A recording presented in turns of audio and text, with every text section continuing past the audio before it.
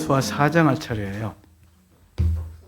여호수아서 지난주에 우리가 못했죠? 지난주에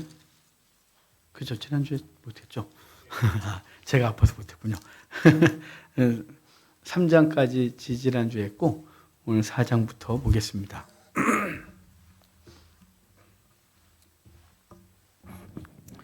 여호수아서는 12장 나눈다 그랬죠? 24장. 그래서 왜 24장이냐면 이사 가서 이사장이라고. 가나안 땅, 광야에서 가나안 땅으로 이사 들어가서 24장이에요. 그렇게 기억을 하자고요. 그리고 이사 들어가려면 먼저 부동산 쫓아다녀보고 계약금 치르고 잔금 치르고 12장. 그다음에 13장부터 이제 방 청소하고 도배하고 등등 그래갖고 이제 거기 정착하는 거예요. 방 나누는 거죠. 그래서 12장까지가 정복, 그 다음에 13장부터가 분배예요. 그래서 12장까지가 정복에 대한 얘기를 하고 13장부터는 땅 분배 얘기를 지루하게 해요. 그 부분은 또 뒤에 가서 보고. 그래서 12장 나누고 10장 2장, 10장 2장 또 나눠지는데 10장은 정복 전쟁, 2장은 요약. 그리고 뒤에 10장은 분배, 뒤에 2장은 여호수아의 죽음이에요. 그러니까 24장인데 12장 나눠져서 앞부분은 정복, 뒷부분은 분배, 앞부분에 10장 2장, 10장 2장. 그래서 앞부분에 10장은 정복 전쟁 얘기, 2장은 정복 회고, 그리고 13장부터 있던 10장은 분배, 그 다음에 23장, 24장은 여호수아의 유언과 죽음이 있어요. 그러니까 구조는 이렇게 아주 간단한 구조예요. 그리고 앞에 10장은 또 5장씩 나눠져요. 그래서 앞부분은 요단강 도하, 건너가는 얘기가 5장. 그리고 뒤에 5장이 6장부터 10장까지가 정복 전쟁 얘기. 그러니까 1장부터 5장까지가 요단강 도하하는, 요단강을 건너가기 전까지 가는 과정의 얘기들을 5장까지 해주고, 그리고 이제 6장부터는 정복 전쟁, 여리고 전투부터 해서 이제 정복 전쟁 이야기가 있는 거예요. 되게 짧죠. 전쟁 얘기가 많지 않아요. 왜냐하면 전쟁 얘기를 많이 할 게 없어요. 왜냐하면 하나님이 다 이겨주셨기 때문에 다 그분이 알아서 하셨기 때문에 지들이 한 게 있어야죠. 한 게 있긴 해요. 아이성 전투에서 그 도둑질한 것 때문에 2장을 걸쳐서요. 아이성 전투 얘기를. 그래서 걔네가 불순종하고, 그리고 그 도둑질한 것 때문에 그 민족이 전쟁에서 지고, 그런 과정 얘기를 2장 해요. 대부분은 하나님이 앞서서 싸우시기 때문에 그냥 그분이 다 이겼다예요. 할 말이 뭐 있겠어요? 내가 한 게 있어요. 할 말이 많지. 그러니까 뒤에 6장부터 10장까지 정복 전쟁 얘기는 굉장히 간단해요. 되게 많을 것 같은데 없어요. 앞에 도리어 요단강 건너갈 때 얘기가 더 많죠. 자, 오늘 거기에 4장 얘기를 볼 텐데요. 1장은 이제 다시 회고하면 1장은 여호수아에게 하나님이 권면하시죠. 담대하라, 두려워하지 마라. 내가 너와 함께하겠다. 네 곁에 말씀을 두고 행해라. 이게 이제 여호수아에게 한 말이에요. 그리고 요단강 건너편에 있었던 두 지파 반이 여호수아에게 또 격려하죠. 앞서 싸우소서 우리가 따르리이다. 강하고 담대하소서 우리가 따르리이다. 라고 해서 여호수아가 그 백성을 이끄는 장면이에요. 그러니까 하나님, 우리가요 주로부터 오는 위로가 있고 사람으로부터 오는 위로가 있어요. 그러니까 우리는 독불장군이 없습니다. 세상에. 하나님의 은혜만 있으면 돼. 그런 소리 하지 마세요. 하나님의 은혜와 함께 하나님이 함께 하도록 붙여주신 주의 백성들이 동력이 되어야 주의를 감당해요. 여러분이 저하고 이렇게 같이 해주시니까 제가 이렇게 앞에 나름대로 같이 우리 가지. 저 혼자 뭘 할 수 있겠어요? 또 여러분도 마찬가지죠. 동료가 있고 믿음의 동료들이 있어서 서로 으쌰으쌰하고 가는 거예요. 그러니까 1장은 하나님의 격려, 주의 백성의 격려. 1장이에요. 2장은 정탐꾼, 2명의 정탐꾼이 가서 여리고에서 라합을 만나는 얘기, 그리고 돌아와서 이 땅 백성이 덜덜 떨고 있습니다. 이 얘기를 해주는 얘기죠. 3장은 수탐도. 왜 도가 뭔지 기억이 안 나? 요단강 건너는 얘기예요. 도하는데 도가 뭐야 이거? 이거 진짜 큰일 났어요. 이게 죄송해요. 이게 머리가 이상해졌어요. 이게 제가 28살에 고시원 들어가서 수탐도 비알고 만들어서 나온 건데 처음에 이 도가 뭔지 저 이거 수도 없이 도가 뭐지? 그랬어요. 수탐 도비할 수 여호수아 격려 탐 정탐 도하 사건이에요. 그래서 법궤 메고 요단강 건넌 얘기였죠. 그리고 이제 비석 세우는 얘기가 오늘이에요. 오늘 4장이에요. 그래서 수탐 도비 비석 세우고 할례하고 그게 이제 5장까지 얘기거든요. 그러면 이제 비석 세우는 얘기 좀 합시다. 4장 갈게요. 그 모든 백성이 요단을 건너가기를 마침에 여호와께서 여호수아에게 말씀하시되 백성의 각 지파에 한 사람씩 12사람을 택하고 그들에게 명령하여 이르기를 요단 가운데 제사장들의 발이 굳게 선 그곳에서 돌 12를 택하여 그것을 가져다가 오늘 밤 너희가 유숙할 그곳에 두게 하라 하시니라 그래요. 자, 지금 사실은 이제 뒤에 보면 저 뒤에 가서 좀 또 읽겠지만 이스라엘 백성들이 요단강 건너기 전에 돌을 취하게 했어요. 그래서 제사장들이 이제 법궤를 메고 가서 강에 서잖아요. 그러면 강에 서면 이제 발목 잠그고 한 무릎까지는 오는 곳에 서지 않았을까요? 더 이상 잠그지는 않았을 것 같아요. 왜냐하면 요단 강이 있고 요단 뻘이 있거든요. 그러니까 원래 평소에는 강에만 물이 흐르겠죠. 근데 강이 아니에요. 우리가 보기엔 강이 아니고 또랑이에요. 또랑. 진짜 좁아요. 저게 강이야 싶거든요. 요단강 가보면. 지금은 더 좁죠. 물이 흐르는 게 되게 조금이기 때문에. 근데 옛날에 물이 많이 흘렀다 그래도 그 계곡이 그렇게 넓지 않아요. 그런데 이게 범람을 하면 1.6km까지 넓어진다 그랬죠. 그 지금은 거기가 농토예요.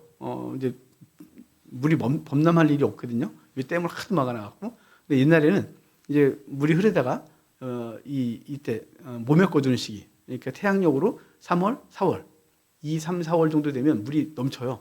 그 헬몬산에 눈이 녹아 내려오고 그 다음에 우기 때 요르단 땅, 이스라엘 땅에 비가 같은 게 쏟아져 들어오면서 물이 합류하고 그래서 물이 되게 많아지는 때거든요. 그때 되면 그 요단 강이 폭이 좁으니까 얘가 범람을 해요. 범람을 하면 이스라엘 쪽으로는 범람이 안 돼요. 이스라엘 쪽은 깎아지는 절벽이거든요. 요르단 쪽으로는 한참 뻘이 넓어요. 그래서 요르단 모압 평지까지 쫙 물이 퍼지거든요. 굉장히 평지예요. 그러면 거기에 물이 쫙 깔려요. 그러니까 이렇게 안 되고 요르단 쪽은 이렇게 평평해요. 이스라엘 쪽은 이렇게 돼 있고 그러니까 이쪽으로 넘어갈 길이 없겠죠. 물이 일로 다 와요. 그러면 그 뻘에 물이 꽉 차요. 근데 거기 한참 가도 그렇게 깊지 않죠. 근데 물살은 장난 아니게 셀 거라고 생각해요. 물이 차고 거기에 언약궤를 메고 들어가는 거죠. 어느 정도 들어가면 더 이상 못 들어가는 곳이 있겠죠. 거기까지 가서 물이 이제 점점점 감해질 거거든요. 그들은 서 있고 이스라엘 백성을 건너갈 거예요. 그런데 언약궤를 들고 서 있는 제사장들 그곳까지 이들이 뭘 가져가냐면 이제 돌을 가지고서 쭉 들어가는 거죠. 그러니까 그들이 어디에 서 있는지 정확하게 모르지만 점점 보면 이들이 여기 보면 그 안에까지 평소에 물이 흐르는 곳까지 들어가는 것이라고 보여지거든요. 그러니까 물이 있는 곳을 점점점 더 들어갔죠. 맨 처음에는 갔다가 물이 줄면 또 들어가고 했겠죠. 그래서 결국은 요단강 바다까지 가게 되는데 거기까지 이쪽에서 가져갔던 돌, 지금 요르단 땅 여기서 12돌을 갖다가 거기다가 놓고 그 다음에 요단강 바닥에 그 거친 바닥에 있었던 그 돌 12개를 갖다가 길갈에다가 요단강 건너편 지금 이스라엘 쪽에다가 갖다가 놓으라고 하는 얘기예요. 이 얘기가. 그래서 이걸 잠그고 물속에 있던 건 가지고 나오고 자 지금 그렇게 하라는 이유가 이제 나오니까 봅시다. 자 4절 여호수아가 이스라엘 자손 중에서 각 지파에 한 사람씩 준비한 12사람을 불러 그들이 이르되 요단 가운데로 들어가 이거 했군요 아까 6절에 이것이 너희 중에 표징이 되리라 후일에 너희 자손들이 물어 이르되 이 돌들은 무슨 뜻이냐 하거든 그래요. 자 지금 이 돌인데 후손들이 이 돌이 무슨 뜻이에요? 라고 왜 묻냐면요 돌이 너무 다르게 생겼어요. 그러니까 우리 저기 장식장에 제가 할렛돌이라고 주워온 돌들이 있거든요. 제가 거기서 주워온 돌이에요. 거기서 주워온 돌인데 그 돌이 그냥 자연스럽게 깨지면 유리조각처럼 쫙쫙 깨져요. 굉장히 날카로워요. 고대 때 청동 칼보다 날카로웠기 때문에 그걸로 할례를 행했거든요. 그러니까 저기 그대로 있어요. 그런데 제가 석회질이 많이 들어갔는지 제가 물속에 들어가면 달아요. 금방 달아요. 그러니까 돌의 강도가 그렇게 강하지 않아요. 저 돌들이. 그러니까 물속에 들어가면 거칠었던 돌들이 그러니까 깨지면 그쪽에 있는 돌들이 깨지면 날카롭게 막 깨지지만 그게 물속에 딱 들어가는 순간 이리 구르고 저리 구르고 하면서 돌이 닳겠죠. 덜면서 바질바질해지거든요. 근데 이게 물에서 딱 건져내면 허예요. 석회질 때문에. 그래가지고 저기서 물에서 건져온 돌이 있고요. 그냥 들에서 깨진 돌 주워온 돌이 두 개를 갖다 놨어요. 일부러. 하나는 허옇고요. 하나는 날카로워요. 그러니까 자 지금 요단강에는 저 요르단 뻘에서 요르단 쪽에 있었던 돌 갖다가 집어넣고요. 지금 길갈에는 그 바닥에서 이리 구르고 저리 구르면서 돌이 허옇게 둥글둥글하지만 허옇게 날카로운 거 하나도 없이 있는 돌들을 갖다가 쌓았단 말이에요. 그러면 날카로운 돌 있는 사이에 그 허연 돌들이 그 둥글둥글하게 허연 돌들이 12개가 딱 쌓여 있어요. 그러면 분명히 다르겠죠. 그 뭔가 이 돌은 왜 달라? 이렇게 말할 수 있겠죠. 그래서 그거를 묻는 거예요. 후손들이 아빠 이 돌은 이상하네. 이 돌무더기가 여기 왜 있는 거야? 라고 말하면 다르지. 저 돌이 어디 있었던 것 같아? 강바닥에 있었겠지? 그 강바닥에 있는 거 갖고 올라온 거야. 그러면 또 물어야겠죠. 어떻게 저기서 갖고 왔어요, 아빠? 그러면 우리 조상들이 여기를 들어올 때 하나님이 요단강을 멈추게 하시고 그 땅을 밟고 들어오게 하셨어. 그래서 그때 그 돌들을 갖고 온 거란다. 이렇게 증거해 주라는 거예요. 그러니까 하나님의 역사를 증거하는 돌들을 갖다 놓은 거죠. 자, 그 다음에 계속 볼게요. 그들에게 7절이에요. 그들에게 이르기를 요단물이 여호와의 언약궤 앞에서 끊어졌나니 곧 언약궤가 요단을 건널 때 요단물이 끊어졌으므로 이 돌들이 이스라엘 자손에게 영원히 기념이 되리라. 그죠? 영원한 기념. 어떤 것의 기념이요? 요단강이 끊어지고 그 요단강 바닥을 건너 들어온 곳에 기념으로 그 돌들을 세우는 거예요. 이스라엘 자손들이 여호수아가 명령한 대로 행하되 여호와께서 여호수아에게 이르신 대로 이스라엘 자손들의 지파의 수를 따라 요단 가운데서 돌 12를 택하여 자기들이 유숙할 곳으로 가져다가 거기 두었더라. 여호수아가 또 요단 가운데 곧 언약궤를 맨 제사장들의 발이 선 곳에 돌 12돌을 세웠더니 그러죠. 그러니까 자 지금 잘 보셔야 돼요. 12돌은 바깥에 있던 것 같아 거기다 놓은 거예요. 그리고 12돌을 그 안에 있던 것 갖다가 길갈에다가 세워놓은 거예요. 그래서 그 12돌은 잠겼고 이제 이스라엘 나오고 나면 물이 샥 이제 다시 흐르겠죠. 흐르면 그 돌들은 바깥에 있던 돌들은 물에 잠기고 물 속에 있던 것들은 이제 건져 나온 거예요. 자, 이게 뭘 상징하냐면 저와 여러분들이요. 요단강에서 예수님이 요단강에서 세례를 받으시고 요단강은 고대 때 세례터였던 거예요. 왜 요단이 세례터냐면 요단강이 꼭 지금 그 예수님의 세례 요한이 세례를 베풀었다는 그 땅만 세례터가 아니라 갈릴리부터 해서 다 가. 왜냐하면 요단강은 정결한 땅, 거룩한 강, 정결한 강이에요. 다른 강들은 부정해요. 왜냐하면 이스라엘에 있는 모든 강들은 건천이에요. 물이 흐르다가 멈추고 어디 가서 고여서 끝나고 이러거든요. 그럼 부정한 거예요. 그래서 제사제도에서 그 물을 쓸 때 대야에다 물을 담을 때 반드시 흐르는 물을 담아 이렇게 돼 있어요. 흐르는 물이 정결한 거예요. 멈춘 물은 부정해요. 사해는 부정하겠죠. 갈릴리는 정결하겠죠. 그래서 사해는 부정한 물인 거예요. 근데 거기 부정한 물에 나중에 에스겔서에 보면 에스겔서에 이제 새 성전 환상에 보면 그 성전에서 물이 흘러 어디까지 가냐면 사해까지 흘러요. 그 죽은 강, 저주받은 땅, 생명 없는 곳. 거기에 뭐가 흘러요? 강단에서부터 성전에서부터 생수가 흘러 거기 있는 물을 살려내요. 그게 에스겔이 갖고 있는 말이죠. 자, 그러니까 사해는 죽은 강, 살아있는 부정하죠. 그런데 유일하게 정결한 강이 요단강이에요. 그래서 요단강에서 세례를 받은 거예요. 그 전에 이스라엘은 어디서 그러면 정결례를 행했냐면 당연히 거기도 정결했지만 정결탕을 만들어 놓고 늘 정결탕에 들어가서 정결수를 몸으로 자기를 씻고 하나님 앞에 했단 말이에요. 예루살렘 성전터에 가면 그 남쪽에 정결탕들이 있어요. 성전 남쪽으로. 그 정결탕에서 자기 몸을 정결케 하고 성전으로 들어갔던 거예요. 일반 사람들은. 서쪽에서는 제사장들이 예루살렘이 있는 구역을 제1구역, 그 제사장들이 살던 구역을 제2구역 그랬어요. 그러니까 그 제2구역은 히스기야가 그 중간에 요단 그 예루살렘이 저기 지금 칠판을 쓰니까 해서 예루살렘이 이렇게 있으면 예루살렘 양쪽으로 계곡이 있거든요. 하나는 기드론 골짜기, 하나는 흰노메아들 골짜기. 근데 원래 중간에 중앙 골짜기가 있었어요. 센트럴 밸리라고. 그런데 그가 히스기야가 아수르를 대항하기 위해서 성을 넓혀야 되겠는데 중간에 계곡이 있으니까 그 계곡을 다 메꿔요. 메꾸고 나서 성을 넓히죠. 그 넓힌 부분을 제2구역 그러는 거예요. 우리 성경을 볼 때. 제2구역이 제사장들이 살던 곳이에요. 성전보다 살짝 터가 높아요. 그 제2구역에서는 백성들하고 이렇게 옷깃도 스치지 않으려고 그 허드슨 아치라고 그걸 발굴한 사람이 허드슨이라는 사람이 그 흔적을 발견해서 다리 이름이 허드슨 아치예요. 그 허드슨 아치를 통해서 성전까지 이렇게 들어오는 거예요. 백성들하고 부딪힐 일이 없죠. 서쪽에서 들어오는 문이 제사장들이 들어오는 문이에요. 남쪽에서 백성들은 이렇게 올라가요. 그리고 동쪽에서 기드론 골짜기를 통해서 들어가는데 이제 거기도 이제 그 사람들이 기드론 골짜기를 통해서 그 미문으로 들어가고 그 남쪽과 그다음 저쪽에서 들어가게 되는데 그 정결탕들이 이렇게 남쪽에 있었어요. 정결탕은 흐르는 물을 걸로 어떻게 흘렸는지 잘 모르겠지만 흘려서 들어오는 게 있고 나가는 게 있으면 정결해지는 거예요. 물이. 그러니까 들어오는 물을 있고 나가는 물이 있는 곳에서 그들 몸을 한번 담그고 성전에 들어갔단 말이에요. 자, 지금 요단강은 왜 정결하다고요? 물이 들어오고 나가요. 요단강은 위에 갈릴리 쪽에 들어와서 사이로 빠져나갔죠. 요단강은 늘 정결한 거죠. 그래서 요단강에서 세례를 받아요. 요단강에서 나아만이 몸을 씻어요. 요단강에서 예수님이 세례를 받으셨고, 자, 요단강은 뭐라고요? 세례. 자, 지금 이스라엘 백성들이 어디로 들어가요? 곧바로 밑에서부터 가데스 바네아에서 올라가면 됐거든요. 그러면 며칠이면 가나안 땅에 들어가는데 굳이 주님은 이렇게 돌아서 들어가게 했어요. 에돔 땅으로 해서 돌아서 그리고 요르단 땅으로 해갖고 요단강 건너 들어가게 하는데 요단강 건너 들어갈 때 그들에게 이제 돌 담가버리면 안 보이죠? 그게 보여요? 아니, 물 흐르면 더 이상 거기 제사장들이 서 있던 곳에 담궈놨던 돌은 안 보여요. 영원히 안 보여요. 그런데 거기서 12돌을 치워요? 길갈에 갖다 놨죠? 그것은 영원히 기념이 되는 거예요.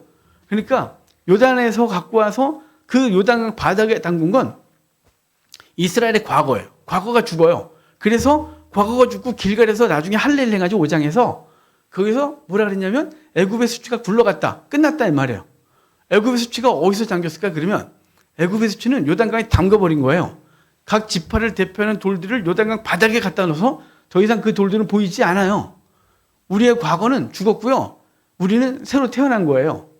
그래서 로마서에 세례에 대한 얘기를 할 때 예수님과 함께 죽고 예수님과 함께 살고 아시겠습니까? 그러니까 저와 여러분은 구약이 이스라엘 백성들이 요단강을 건너 들어갈 때 이렇게 행사를 하고 한 건 과거는 요단강 바닥에 잠궈버렸고 그리고 거기서 이스라엘 상징하는 돌을 가지고 길갈에 세움으로 그 죽고 살아남을 그리고 애굽의 수치가 굴러감을 기억하는 돌이 되게 한 거죠. 그러니까 저와 여러분은 우리 기념비석이 늘 있어요. 기념비가 뭐예요, 여러분? 예수 그리스도를 만나고 그 이후에 우리가 생명을 얻은 거죠. 그 기억들을 우리가 갖고 있어요. 뭐 옛날 구원파들 요즘은 구원파가 있는지 없는지도 모르겠네요. 한참 구원파가 활동할 때가 저희 신학생 때 그때부터 활동할 때 걔네가 구원받은 날짜, 시간, 초 기억해야 된다 그러거든요. 그거 모르면 구원 못 받았다 그러고 이상한 애들이 걔네. 그러니까 날짜, 시간 기억해야 된다고 그랬단 말이에요. 몰라도 되는 거죠. 왜냐하면 요한복음 3장에 구원은 어떻게 임하냐? 바람이 임으로 불면 어디로 부는지 알지 못하듯이 구원이 그렇게 임한다 그랬단 말이에요. 성령이. 근데 무슨 시간을 알고 날짜를 알고 그걸 기억해요, 자기가. 그리고 아주 변화가 확신한 사람은 알죠. 어느 날 갑자기 막 죄 짓는데 갑자기 삐삐 가갖고 어느 날 예수님, 신이 살아계시군요. 그래서 교회 찾아간 날. 그건 기억하겠죠, 그런 사람은. 하지만 모태신앙들은 몰라요. 모태신앙은 못해서 몰라요. 아무것도 못하는데요. 농담이잖아요. 그러니까 자기가 어릴 때부터 교회를 다니다가 어느 날 자기가 어떻게 예수를 믿게 됐고 자기가 여기까지 왔는지를 모르는 거예요. 그건 자연스러운 거죠.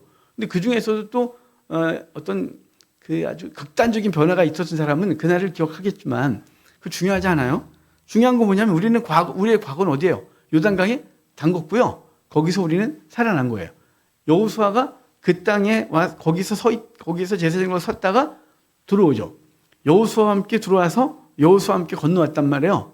그러니까 우리가 저번에 말씀드렸듯이 모세는 너는 못 들어가가 중요한 게 아니라 너는 이 백성을 가나안 땅에 이끌고 들어가지 못하리라가 중요하다 그랬죠. 그래서 모세가 율법을 상징하는 모세는 여호수아에게 바톤을 터치하고 여호수아 바로 예수 그리스도를 상징하는 여호수아가 그 백성을 이끌고 요단강을 건너 들어온다고. 근데 그리스도와 함께 요단강이 죽고 그리스도와 함께 요단강이 살아나는 거예요. 그게 지금 12돌을 강 바닥에 놔두고 12돌을 강 바닥에서 올려 증거로 삼은 것. 이걸 말씀하고 있는 거예요. 아시겠습니까? 그래서 여러분 신앙생활하면서 은혜 노트 이런 거 쓰라고 했죠. 필요한 사람들은. 나는 그런 거 없어도 건강해요. 괜찮아요. 안 해도 돼요. 그런 사람은. 신앙의 연조가 얼마나 오래됐는데 그까지 그걸 기록하면서 내가 시험자라고 주님이 계시니 안 계시니 저는 그러지 않아요. 그런 사람이 많길 바라요. 그런데 특별히 신앙에 흔들림이 많은 사람 그리고 그 깊이가 나는 그렇게 깊지 않다 그러면 은혜 노트 쓰셔야 돼요. 그 기념비 노트예요. 그래서 몇 월 며칠 날 내가 하나님 앞에 이렇게 기도했는데 이런 응답이 있었다. 내가 언제부터 언제까지 어떤 문제 때문에 너무너무 고통스럽고 그때 죽는 것 같았는데 하나님이 이렇게 이러이러한 방법으로 나를 도우셔서 해결했다. 이렇게 이런 걸 써놓는 거예요. 일기, 은혜 일기를. 그게요. 당장 쓸 땐 귀찮지만 나중에 그게 자기를 살릴 거예요. 왜냐하면 그게 기념비거든요. 은혜 기념비. 주님이 어떻게 일하셨는지를 보는 그 기념비가 돼요. 그래서 그거를 기록해 놓으시면 좋을 것 같습니다. 어찌됐거나 그러면서 자 10절부터 볼게요. 또 여호와께서 여호수아에게 명령하사 백성에게 말하게 하신 일, 곧 모세가 여호수아에게 명령한 일이 다 마치기까지 궤를 맨 제사장들이 요단 가운데 서 있고 백성은 속히 건넌다 그래요. 그러니까 거기 요단강에 제사장이 딱 서 있고 그 사이에 건넌 거예요. 그게 딱 버티고 있는 13절 무장한 4만 명가량이 여호와 앞에서 건너가 싸우려고 여리고 평지에 있다. 이 4만 명은요,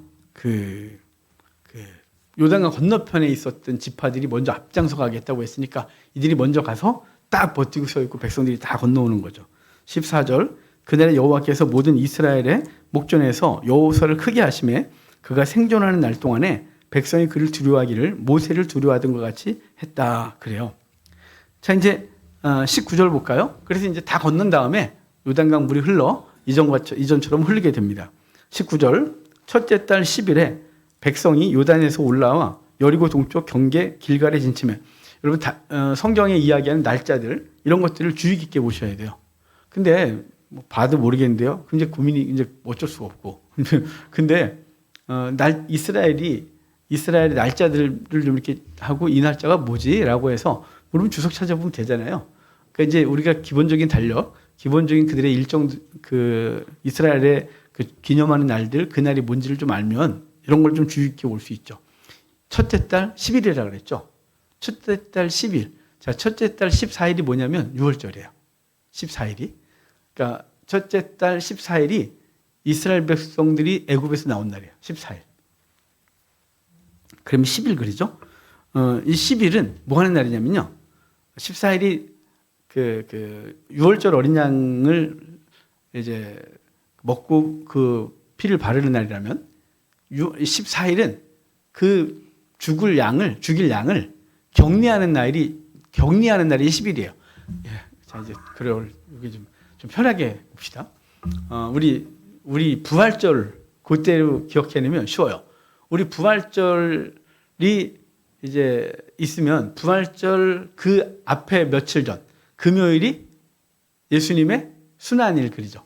금요일이 십자가 지시는 날이에요. 그죠? 우리 태양력으로 걔네 날짜 하면 정신이 없어요. 목요일은 이제 양 예비일, 양 잡을 걸 준비하는 날이에요. 그날이. 그래서 저녁부터 양 예비일 되고 이제 금요일 날 양 잡고 금요일 해가 우리도 금요일 해 떨어지면 토요일 날 시작되는 거죠. 그 양을 먹어요. 자, 그게 된다면 이 양을 격리시키는 날이 있다 그랬죠. 그게 주일이에요, 주일. 그러니까 부활주일 전주를 우리 종료주일 그래요.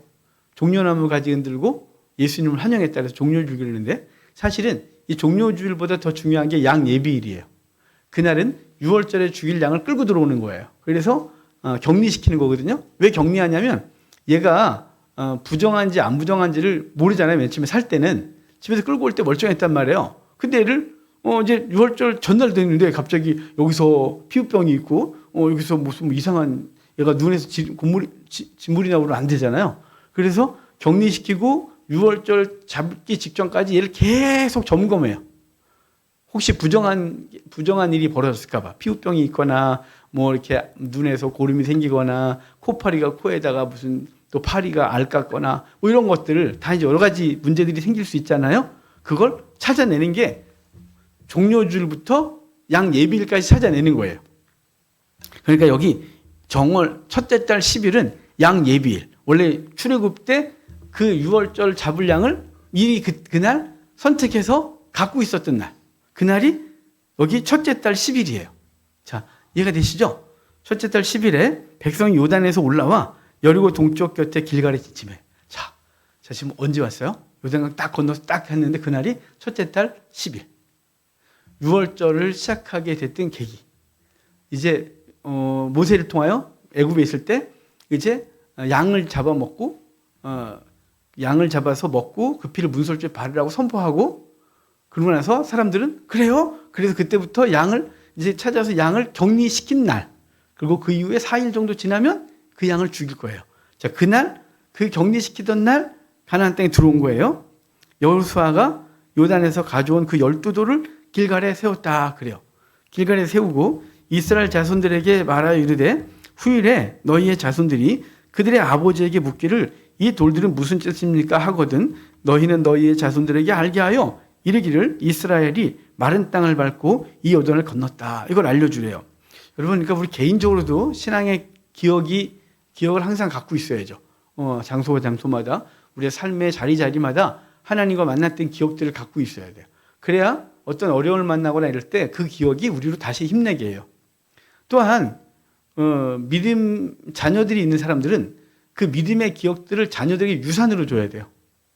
그래서 그 자녀들이 삶을 살다가 어려울 때 자기는 한 번도 겪어보지 못했던 일이었단 말이에요. 그런데 자기 아빠, 자기 엄마가 그 비슷한 상황을 겪었었어요, 과거에. 근데 그때 내 엄마 아빠는 이렇게 그때 믿음으로 이기더라 라는 걸 보게 해야 돼요. 그게 내 후손들에게 증표가 되게 하는 거죠.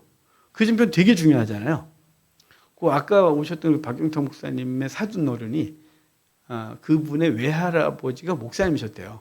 근데 그 목사님이 일제시대 때 우리나라 초기 평양신학교 출신이시고 그래서 4대째 그분이 이제 그랬다는 거예요. 그래서 또 저도 질 수 없으니까 우리 사돈네도 4대째더라. 손양 목사님하고 동창이다. 뭐 이렇게 저하고 관계없지만 그 우리도 믿음의 집안이다. 뭐 이런 거 있잖아요. 우리도 다 그런 계보가 있다. 뭐 이런 얘기 서로 하면서 서로 격려하고 그래서 하나님께서 그 후손들을 복 주시고 하나님께서 어떻게 세우신 이런 얘기를 좀 종종 했어요. 중요한 게 뭐냐면 그 자녀들은 그 부모가 어떻게 믿음으로 살았는지에 대한 기억을 갖고 그 기억이 그들의 삶 속에서 자기들이 한 번도 경험하지 못한 사람들이 딱 부딪힐 때 우리 선조들, 우리 믿음의 선조들이 어떻게 그 시간들 이겼는지를 보고 그렇게 하는 거구나라고 그 기억으로 그들을 또 이겨내는 거죠. 그러니까 지금 길갈에 세운 돌은 우리 개인으로 하면 우리가 신앙생활을 하면서 세웠던 돌들이 여기저기 있어서 그 어떤 상황에서 그 돌들을 찾아가고 그 기억을 되살린다면 우리 후손들은 그 부모들이 살았던 믿음의 자리마다 우리 아이들 속에 다 기억에 남아있고 그래서 그 기억은 그들이 믿음의 발걸음을 내디딜 때 용기가 되고 근거가 되고 확신이 세워지게 되는 거죠. 확신 있게. 그러니까 여러분 여기 14장은 길갈에 세운 12돌 얘기를 이렇게 집중적으로 해요. 24절을 봅시다. 이는 땅의 모든 백성에게 여호와의 손이 강하신 것을 알게 하며 너희가 너희 하나님 여호와를 항상 경외하게 하려 하심이라 라고 해서 길갈에 12돌을 세운 이유에 대한 얘기를 해주고 5장에 오면 아까 지금 첫째 달 10일 얘기를 했었죠. 저 뒤에 가면 이제 그와 관련된 얘기가 또 뒤에 갈 거니까 볼게요. 1절 요단 서쪽의 아모리 사람의 모든 왕들과 해변의 가나안 사람의 모든 왕들이 여호와께서 요단물을 이스라엘 자손들 앞에서 말리시고 우리를 건너게 하셨음을 듣고 마음이 녹았고 이스라엘 자손들 때문에 정신을 잃었다 그래요. 그러니까 아모리 사람들, 그 주변 사람, 아모리는 높은 곳에 사는 사람들 이런 뜻이라 그랬죠. 아모리라는 뜻이 원래 그냥 언어를 직역하면 높은 곳에 사는 사람들, 그러니까 하이랜더, 뭐 이렇게 요즘 예전에 그런 영화 있었는데 하이랜더, 그래서 높은 곳에 사는 사람들, 그러니까 그 사람들인데 아마도 헤브론이나 이런 고산지대에 살면서 성을 크게 세워놓은 사람들을 중심으로 해서 가나안의 족속들을 대표로 해서 말하는 사람이 아모리 족속이에요. 아모리 족속들, 뭐 그들이 다 이 하나님이 하신 일을 듣고 간담이 녹았다 그래요. 그러니까 여러분 이스라엘이 대단한 능력이 있기 때문에 간담이 녹았다고요? 하나님이 그들에게 하신 일 때문에 그들이 두려워 떨었다는 게 말하는 거예요. 여러분 우리가 이 땅을 살면서요 우리의 재능으로 뭔가를 하려고 하지 마세요. 그걸로 내가 뭐 대단한 일을 하겠다 착각이신 거예요. 우리 재능이 뭐가 대단해요. 우리보다 더 잘난 사람이 얼마나 많은데, 그죠? 그 잘난 사람 앞에 서면요 자기가 갖고 있던 그 재능이 아무것도 아닌 걸 아는 거예요.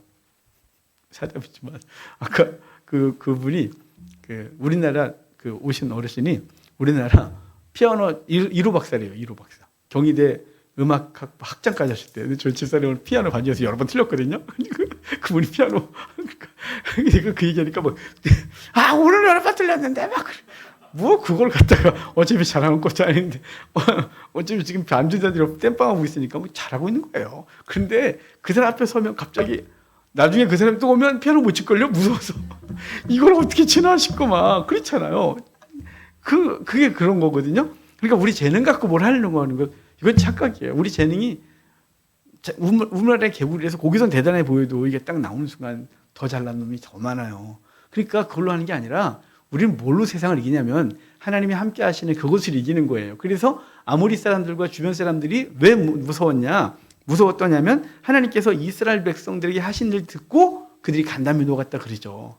아브라함에게도 아비멜렉이 와서 언약하자고 한 것도 하나님 함께 하시기 때문이고 그의 아들 이삭 때에도 아비멜렉이 와서 계약하자고 했던 것도 그의 고백으로 하나님 너와 함께 하셨다 그러고 계속이요. 라반이 야곱을 어떻게 하려고 왔다가 하나님께서 라반을 뭐라고 하시니까 꼭 아무것도 못 건들고 돌 쌓고 서로가 넘어오지 마. 그래서 거기가 길르앗이에요.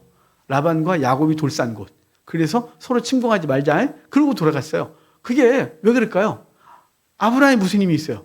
세력이 크긴 했지만 커봐야 나라보다 크겠어요? 이삭은요? 아무것도 없었어요. 야곱은요? 아무것도 없죠. 이스라엘이요? 때는 무지하게 많은데 전투력은 꽝이에요.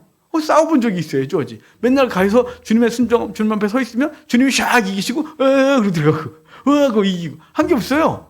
자, 지금 뭐 때문에 이겼다고요? 뭐 때문에 들어왔냐면 하나님이 그와 함께 하시는 걸 그들이 보는 거예요. 여러분, 그러니까 우리는 세상 앞에서 뭐로 서는 거냐면 믿음으로 하나님과 관계를 유지하는 거예요. 그 관계를 유지하고 그 관계 속에서 하나님이 충만케 하신 역사로 사람들한테 보게 한단 말이에요. 근데 이걸 우리가 저한테 수도 없이 들어서 잘 알 텐데 우리는 여전히 그럼에도 불구하고 하나님과 인격적 교제, 신앙적 교제를 깊게 하는 것을 게을리하고 우리는 우리의 능력, 우리의 실력으로 뭔가를 해보려고 하고 있단 말이에요. 그거 하지 말라는 얘기가 아니에요. 그거는 우리는 당연한 거죠. 이 땅에 사는 동안 하나님이 자연적인 섭리를 가지고 일반 섭리를 가지고 우리를 노력하게 하고 공부하게 하고 또 어떤 걸 하게 하고 전문성을 갖고 살게 했어요. 하지만 그게 성공을 보장하지 않아요. 그게 세상에서 승리를 보장하지 않는단 말이에요. 뭐가요? 하나님과 관계를 어떻게 맺고 있냐가 그 절대 주권자 하나님이 그를 통하여 일을 하시는 거예요. 그래서 주변 사람들이 우리의 신앙을 보고 하나님이 함께하는 사람은 무섭다. 하나님께서 복을 주시니 막을 자가 없구나. 이걸 보게 해야 되는 거죠. 여기 그 얘기하고 있는 거예요. 자, 2절 볼게요. 그때 여호와께서 여호수아에게 이르시되 너는 부싯돌로 칼을 만들어 이스라엘 자손들에게 다시 할례를 행하라 그래요. 그러니까 이스라엘 자손들이 광야에서 할례를 안 행한 거예요. 근데 자기들이 안 하고 싶어서 안 한 게 아니라 못하게 한 거예요. 언제부터 그랬냐면요. 성경은 정확하게 말하지 않지만 가데스 바네아의 불순종 이후로 이스라엘은 할례 금지. 할례란 뭐예요? 하나님의 백성이 되는 거 표잖아요. 근데 이스라엘 백성들이 가데스 바네아에서 불순종하고 다 죽게 생겼다 그러니까 들어가지 마. 그래서 그때부터 언약 백성의 표가 그게 없는 거예요. 언약 백성의 표가. 그러다가 가나안 땅에 들어왔고 그때서 하나님이 다시 해 이제. 그래서 그 광야에서 태어난 사람들이 할례를 하나도 못하고 있다가 그러니까 최소한 39살까지 할례가 없었던 거죠. 그러면 그 시내산 도착하고 시내산에서 출발한 게 1년 1개월 때니까 그리고 가데스 바네아에 도착하고 가데스 바네아에서 40일 동안 갔다 오고 나서 헛소리하는 바람에 들어가지 마. 40년 돌아. 그리고 그때부터 그들이 할례를 못한 거예요. 왜 못한 거예요? 여기 다시 할례를 행하라 했다 그러죠. 이 말이 뭐예요? 거꾸로 말하면 하나님이 하지 마. 그랬었다는 거죠. 그래서 이들은 할례가 없는 족속이었단 말이에요. 하나님의 백성이 아니란 말이에요. 그런데 이제 들어놓고 할례 행하자 그러는 거죠. 여러분 정확하게 또 생각할 게 있는데 할례가 구원의 조건이 아닌 거예요. 왜냐하면 할례를 행하고 요단강 건넌 게 아니라 요단강 건너 들어오고 나서 이제 할례 행해 그랬단 말이에요. 아브라함 얘기는요. 아브라함을 12장에 부르시고 15장에 의롭다 하시고 17장에 할례해 그랬단 말이에요. 유대인은요. 할례 행해야 구원받는데요. 사도 바울이 그것 때문에 싸운 거죠. 우리는요. 행위가 바라야 구원받는다. 오늘로 포기하시면 돼요. 오늘로. 내일부터 교회 오지 마세요. 제가 보기엔 여러분은 온전히 죄를 안 지을 사람이 아무도 없으니까. 그럼 너는 저도 마찬가지예요. 내일부터 교회를 닫겠어요. 그게 성경이라면. 못하래요 그거를. 왜냐면 우리가 못할 건데. 못할 거면 아예 처음부터 포기하고 그냥 똑같이 사는 게 낫지. 뭘 해보겠다고 애를 써요. 안 될 건데. 그러니까 우리의 의가 구원의 조건이 아니고요. 하나님의 은혜가 구원의 조건이고 우리 그 은혜에 감사해서 성도로 살아가는 거예요. 이해가 되십니까? 여기도 요단을 건넌 그들에게 할례를 명하지 할례 행에 요단 건너기가 아니에요. 여기 다시 행하라 한 말은 가데스 바네아의 불순종 이후로 그 백성들은 할례 없는 족속으로 광야를 헤매고 있었어요. 그리고 하나님은 아브라함에게 언약하신 그 언약을 인하여 그 백성을 요단강 건너 들어오게 하셨죠. 들어오게 하셨어요. 자, 봅시다. 그 다음에 여호수아가 부싯돌로 칼을 만들어 할례산에서 이스라엘 자손들에게 할례를 행하니라. 그 길갈에 가면 저돌 많아요. 저돌. 이 방송을 보시는 분 좀 답답해 죽겠다. 우리 한번 오세요. 그럼 보여드릴게요. 저기 장식장에 제가 이스라엘에서 주워온 거 사온 거 이런 거 있으니까 저기 이따가 돌을 보세요. 그 할례돌. 그 할례돌로 한 거예요. 여호수아가 할례를 시행한 까닭은 이것이니 애굽에서 나온 모든 백성들 남자 곧 모든 군사는 애굽에서 나오는 광야길에서 죽었는데 그 나온 백성은 다 할례를 받았으나 그죠? 애굽에서 나온 사람들은 다 할례를 받았다는 거예요. 그런데 모든 백성 중에 남자 곧 모든 군사는 애굽에서 나온 후 광야길에서 다 죽었는데 그 나온 백성은 다 할례를 받았으나 다만 애굽에서 나온 후 광야길에서 난 자는 할례를 받지 못했다 그래요. 할례를 받지 못한 거예요.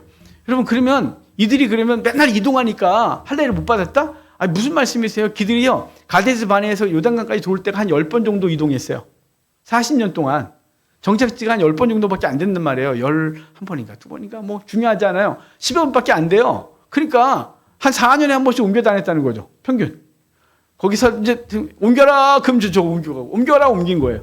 그러니까 여러분 맨날 이동했으면 그게 뭐 이동하느라고 못했지만 아니 정착했다니까요. 광야에서. 그런데 왜 못했어요? 하나님이 못하게 했기 때문에 못한 거예요. 7절 봐요. 그래서 6절도 계속 읽어야 되네. 이스라엘 자손들이 여호와의 음성을 청종하지 아니하므로 언제요? 가데스 바네아에서 불순종했으므로 여호와께서 그들에게 대하여 맹세하사 그들의 조상들에게 맹세하여 우리에게 주리라고 하신 땅 곧 젖과 꿀이 흐르는 땅을 그들이 보지 못하게 하리라 하심에 애굽에서 나온 족속 곧 군사들이 다 멸절하기까지 40년 동안 광야에서 헤매었더니 그들의 대를 잇게 하신 이 자손에게 여호수아가 할례를 행하였으니 길에서는 그들에게 할례를 행하지 못하였으므로 할례 없는 자가 되었다 그래요. 광야길에서는 할례 못하게 해서 할례를 못했기 때문에 할례 없는 백성이었는데 이제 요단강 건너 들어와서 이제는 해라고 해서 말도 안 되는 상황 가운데 할례를 행해요. 이게 우리 그냥 단순히 할례만 생각하면 뭐 할례하면 행하면 되지만 지금요 상황이 어떠냐면 요단강은 흘러서 도망 못 가요. 뒤로는 앞에는요 여리고가 딱 서고 있어요. 여리고는 고대 때 가장 강력한 성이에요. 이중 성벽을 해서 한 성벽 외성을 무너뜨리고 들어가면 거기서 또다시 죽여서 아예 그 성은 난공불락이라고 고고학적으로 발굴이 되거든요. 그러니까 그 성은 아무도 넘어뜨리지 못하고 함락을 못하는 성. 여리고는 고대 때 가장 강력한 성읍. 그 가장 강력한 성읍 앞에서 아모리 족속들이 드글드글한 상황에서 이스라엘 백성들은 전군이 누워있는 거예요. 말이 됩니까 이게? 군사력 빵. 갓대는 싸움도 못하는데 할례해갖고 다 누워있는 거예요. 들판에 쫙. 이게 말이 돼요? 이건 죽겠다는 거예요. 하나님께서 그 백성을 돌보시는 거죠. 상황은 할례를 광야에 있을 때가 훨씬 할례를 행할 수 있는 그 편안한 환경이었지만 그때는 못했고 이제 요단강 건너 들어와서 이제는 해. 그래서 그 주님께서 할례를 명하시고 할례를 행하는 장면이에요. 이 할례를 행하는 건 뭐예요? 구원의 조건이 아니라 하나님의 백성의 표예요. 고백인 거예요. 고백. 그 세례가 구원의 조건이 아니죠. 저 카톨릭은 구원의 조건이에요. 그래서 죽기 전에 예수 믿으면 가서 막 휴대용 가지고 가서 막 하잖아요. 요즘 정말 답답해서. 요즘 WC하고 WA하고 난리죠, 한국교회가. 그래가지고 종교통합하고. 그러다 카톨릭에서 뒷수습을 하고. 뭐 마리아가 공동부원자 이런 소리 했었고. 예수님하고 공동부원자를 미쳤어요? 할머니가 지금 화가 나서. 그러니까 요새 한국교회가 너무 난리. 말도 안 되는 짓을 하고 앉아있는 거예요. WC 때문에 통합하고 갈라졌잖아요, 합동이. 근데 합동이 요새 난리예요, 또. 얼마 전에 채플 시간에 WA 그 중요한 인물을 설교했어요. 그리고 거기 합동 측 나름 교수들이 WA를 변호하고. 여러분, 말도 안 되는 거예요. 아무리 합리화해도 복음이 왜곡되면 안 되는 거예요. 복음에 뭔가 덧붙으면 더 이상 복음이 아니에요. 그거는 꾸정물이지. 근데 한국 교회가 그러고 있어요, 지금. 그러니까 하나님 보시기에 얼마나 가증하고 주신 복을 그렇게 정말 복음을 다 왜곡시키는 이런 짓을 하고 앉아 있는 거예요. 하여간 중요한 건 뭐냐면 뭔 얘기다 이거. 할례는요. 세례가 구원의 조건이 아니라 우리가 세례 받을 때 세례는 공표하는 거예요. 공표. 나는 이제부터 주의 백성으로 살겠습니다. 구원의 조건이 아닌 거예요. 구원받은 자들이 자기를 고백하는 거예요. 여기서는요. 요단강 건넌 구원받은 자들이 할례를 행함으로 하나님의 주권을 인정하고 그분의 도우심을 바라고 그 대적들 앞에서 꿈쩍도 하지 않는 거예요. 그게 할례가 주신 할례를 여기 뭔가요? 그들을 통해 우리에게 말씀하시는 거죠. 그러니까 우리는 세상의 유혹 앞에서도 우리는 우리의 믿음을 고백하고 믿음대로 사는 거예요. 세상이 다 거기에 오라 그래도 아니야 라고 말하는 거예요. 이게 우리가 해야 될 일이죠. 자, 8절 볼게요. 또 그 모든 백성에게 할례 행하기를 마침에 백성이 진주 각 처소에서 머물며 낫기를 기다릴 때 9절에 여호와께서 여호수아에게 이르시되 내가 오늘 애굽의 수치를 너희에게서 떠나가게 하였다 하셨으므로 그곳 이름은 오늘까지 길갈이라 했다. 요단강 건너 돌 쌓고 그리고 그곳에서 할례를 행하고 그때 하나님이 애굽의 수치를 굴러갔다. 더 이상 이제 너희가 불순종이나 할례 없는 족속이 아니고 말씀을 거역하는 족속이 아니라 이제는 내 말을 지켜 행하는 족속이 됐다라고 인정한 거예요. 인정. 요단이 흐르고 앞에는 여리고가 있는데 그 앞에서 내 말을 따라서 할례를 행하는구나. 그래 이제 애굽의 수치가 굴러갔다. 불순종의 수치 굴러갔다. 이거 다 굴려버리고 이제는 그 백성들을 인정하시는 장면인 거예요. 10절에 또 이스라엘 자손들이 길갈에 진쳤고 그날 14일 저녁에는 여리고 평지에서 유월절을 지켰으며 자 봅시다. 지금 아까 1월 10일이었죠. 요단강 건넌 게 1월 10일 아까 있었잖아요. 5장 아니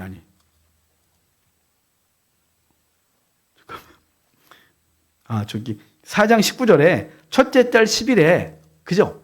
첫째 달 10일 아까 말씀드렸죠. 이날이 양 예비일이라고 6월절로 하면 그런데 지금 10절에 또 이스라엘 자손들이 길갈에 진쳤고 그달 14일 그러니까 정월 14일 그러니까 요단강 건너고 14일 그러니까 그 사이에 뭘 했어요? 할례 행한 거예요. 건너오자마자 할례 쫙 하고 그리고 아직 육체가 회복이 안 된 상태인데 그때 이스라엘 백성들이 여리고 평지에서 유월절을 지켰다 그래요. 애굽에서는 그 어린 양을 잡아 피를 흘려 그것으로 장자를 살렸어요. 지금은 요단강 건너와서 자기들을 할례하는 거죠. 그 피를 자기들의 표피를 베김으로 그 피를 흘리고 여리고 애굽에서 어린 양이 죽듯이 자기의 과거가 죽고 살아남아요. 우리는 예수 그리스도가 나를 대신하여 죽으시고 우리는 그 공로를 받아들임으로 우리의 과거가 죽고 다시 살아남아요. 이해가 되세요? 출애굽 때는 어린 양의 피, 여기 요단강 건너와서는 그들이 할례를 행하면서 흘린 피, 그리고 우리는 예수 그리스도가 십자가에서 흘리신 피, 그것으로 주의 나라를 유업으로 얻는 존재가 된 거죠.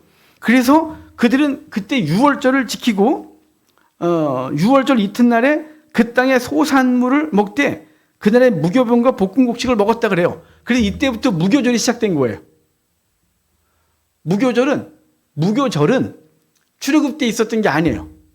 무교절은 무교병을 먹었지만 그 무교절을 이때부터 해서 7일 동안 무교병을 먹는 거예요. 무교병을 6월절 절기로 하면 그래서 무교병을 먹는데 무교병을 먹고 그 다음 날부터 만나가 떨어지질 않아요. 하늘에서.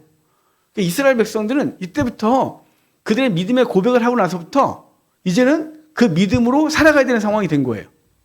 하늘에서 만나를 매번 주시던 걸 이제 없죠. 그래서 거기 보면 그 다음부터 무교병과 볶음국식을 먹었더라. 또 그 땅의 소산을 먹은 다음 날에 만나가 그쳤으니 이스라엘 사람들이 다시는 만나를 얻지 못하였고 그의 가나안 땅의 소출을 먹었더라. 그래서 만나가 끊어져요.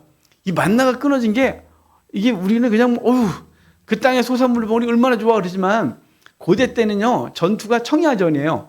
청야전이란 그 대적들이 올라오면 성 안으로 다 숨어들고 먹을 걸 다 성 안에 집어넣고 성 바깥에 있는 모든 걸 불지르는 거. 그걸 청야전 그러거든요. 그러니까 들판을 깨끗하게 치운다고요. 그 들판을 싹 불태워버리는 거예요. 그러면 그 돼지들이 와갖고 성을 이제 함락시키려면 버텨야 되잖아요. 얘네는 버티고 바깥에는 그 음식을 갖고 와야 되는데 뭐 공수를 어떻게 해요? 그러니까 얘네들은 시간이 누구 거냐면 이때부터는 그냥 성 안에 있는 사람들인 거죠. 성 바깥에서는 죽으려면 함락시키려다 죽어야 되고 기다리면 먹을 건 없고 그래서 청야전이 그 강력한 힘을 발휘하는 사람들과 힘이 없는 사람들이 성 안에 들어가서 하는 전투거든요. 여리고가 싹 불질렀단 말이에요. 그리고 없어요. 근데 거기 좀 있는 거 먹은 거예요.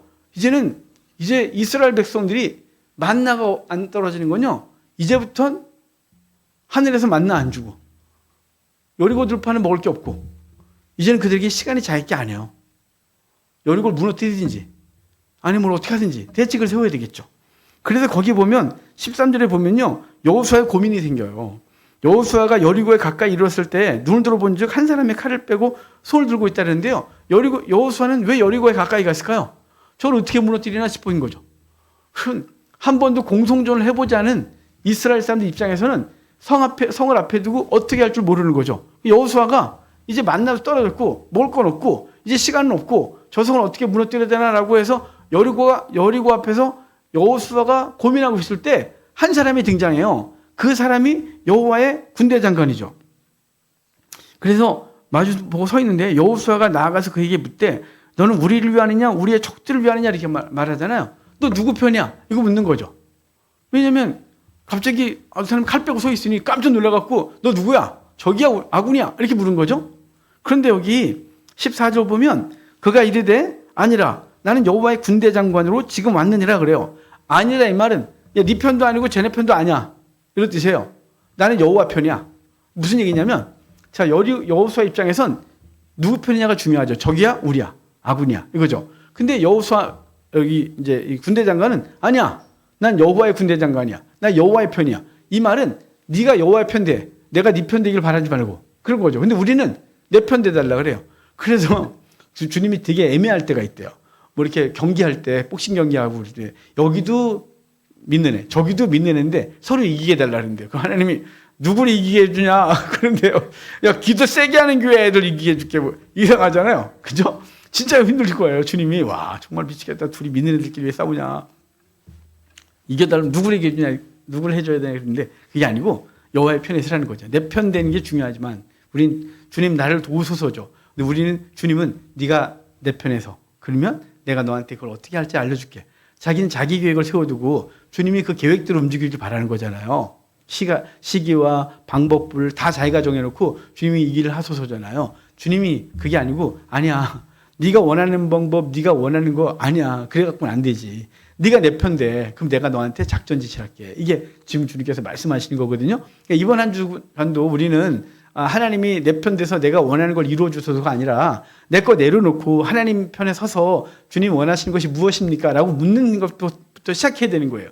그 묻는 걸 안 하니까 매번 하나님 뜻을 모르는 거예요. 우리는 기도 그러면 내가 원하는 걸 싹 쏟아내다 가잖아요. 그게 아니고 어떤 문제를 갖고 기도하면 주여 이 문제는 왜 벌어진 것입니까? 주여 이 문제 속에서 내게 말씀하실 게 무엇입니까? 주님 나는 이 문제 속에서 내가 어떻게 행동을 해야 되는 것입니까? 이렇게 묻는 작업들을 해야죠. 그래야 주님이 대답을 하시지. 일방적으로 막 해놓고 가버리면 주님 대답할 시간도 없고 그 교정도 못 시켜주겠고 그러잖아요. 그러니까 기도 무지하게 했는데 응답이 없다고 맨날 그러잖아요. 응답이 뭐예요? 기도는 소통이잖아요. 그러니까 주님께 물어야죠. 이 문제는 어떻게 해야 돼요, 주여? 이 삶에 대해서 나는 어떻게 해야 되는 거예요? 이런 상태라면 성경을 뭐라고 말하고 있나요? 주님 제게 지혜를 주십시오라고 그분께 묻고 그분 앞에 잠잠히 있고 그분의 대답을 듣고 이렇게 움직여야 되는데 그게 없는 거예요.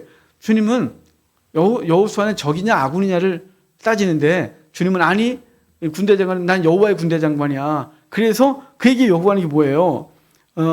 그래서 14절 후반에 내 주여 종에게 무슨 말씀을 하려 하시나이까 이렇게 묻잖아요. 그죠? 이게 우리의 기도 자세라니까요. 내게 무슨 말씀을 하시고 싶으십니까? 고난이 왔습니까? 그 고난을 통해서 주님은 말씀하고 싶은 거잖아요. 우리 아모스에서 보면 이스라엘 백성들이 내가 불러도 돌아오지 않았다고 계속 말하잖아요. 내가 너희한테 기근을 줬는데 돌아오지 않았다. 내가 전염병을 줬는데 돌아오지 않았다. 메뚜기 보냈는데 돌아오지 않았다. 너희 성이 무너졌는데 돌아오지 않았다. 너희들의 이가 깨끗하게 됐는데 너희가 먹을 게 없어서 이가 깨끗해서 치아가 낀 게 하나도 없고 그런데 너희가 돌아오지 않았다. 대체 니네 왜 안 돌아오니 그랬단 말이에요. 그러니까 고난은 하나님의 부르시는 소리가 들리는 소식인 거예요. 그래서 그걸 어디라 그래요? 광야, 미드바르.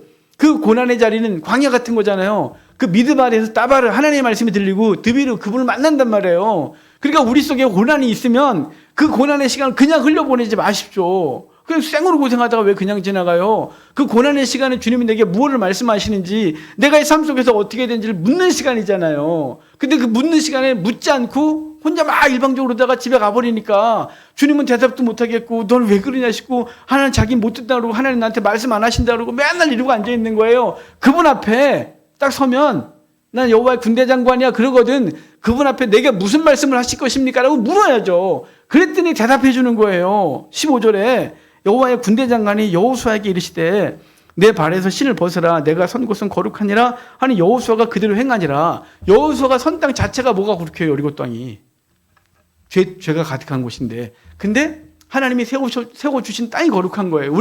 우리가 살아가고 있는 현장이 다 거룩한 곳이죠. 근데 거기서 뭐 하라고요? 신 벗으라고. 신 벗는 건 이미 모세를 부를 때 신 벗겼죠. 신 벗는 건 노예라 그랬잖아요. 고대 때 노예는 신을 안 신겼어요. 그러니까 신을 벗은 사람은 노예인 거예요. 근데 생각을 해보면 되게 끔찍해요. 그 광야 무지 뜨겁거든요. 여러분 여름에 해변에 가서 그 슬리퍼 안 신고 모래사장에 서 보셨어요? 발 뒤죽을 것 같지? 막 익을 것 같잖아요. 그건 아무것도 아니에요. 광야는요 그냥 거기 불이 붙을 정도예요. 이집트 광야는요 너무 뜨거워서 지열하고 이렇게 올라오고 그다음에 살짝 그 뜨거운 바람이 슬쩍 불면 이 나무끼리 이렇게 하다가 불 붙어요. 그 정도 뜨거워요. 근데 거기서 맨발 벗고 다녀요? 와, 저는 노예들의 발바닥은 사람 발바닥이 아니었을 것 같아요. 이게 푹 뻗을 것 같아요. 굳은살이. 아프리카 사람들 막 굳은살이 이렇잖아요. 막 그래서 막 가시밭도 뛰고 막 난리친다네. 막 이렇게 뛰어다니잖아요. 가끔 다큐 보면.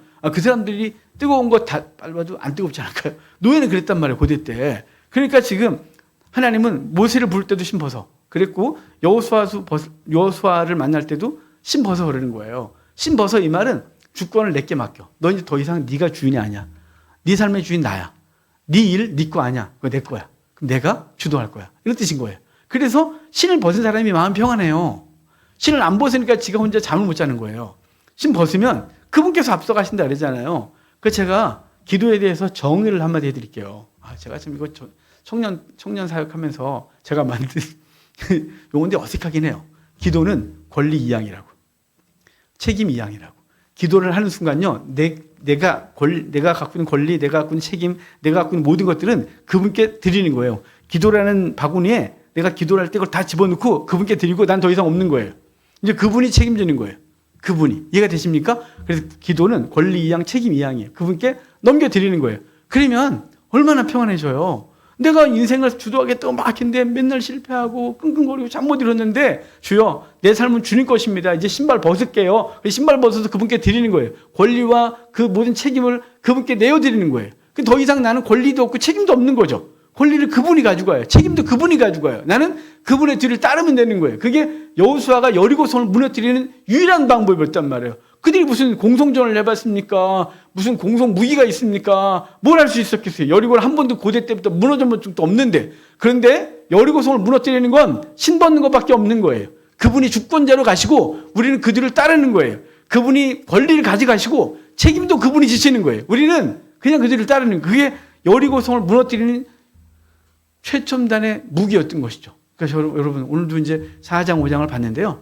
맨 마지막에 신 벗는 장면 봤어요. 여러분 이번 한 주간도 신을 벗는 훈련을 하십시오. 신 벗는 훈련하는 게 이 훈련이라는 건 신 벗는 게 이상해요. 왜냐하면 잘못하면 내가 게을러지는 것 같고 내가 다 무슨 내 인생을 이렇게 주도적으로 살지 않는 것 같고 내가 너무 이렇게 방관하는 것 같기도 하고 우리가 일상을 성실하게 사는데요. 그분의 주권을 인정하고 사는 거예요. 그게 신 벗는 거예요. 그러면 세상일 수 없는 평강이 우리 속에 있을 것입니다. 기도하겠습니다.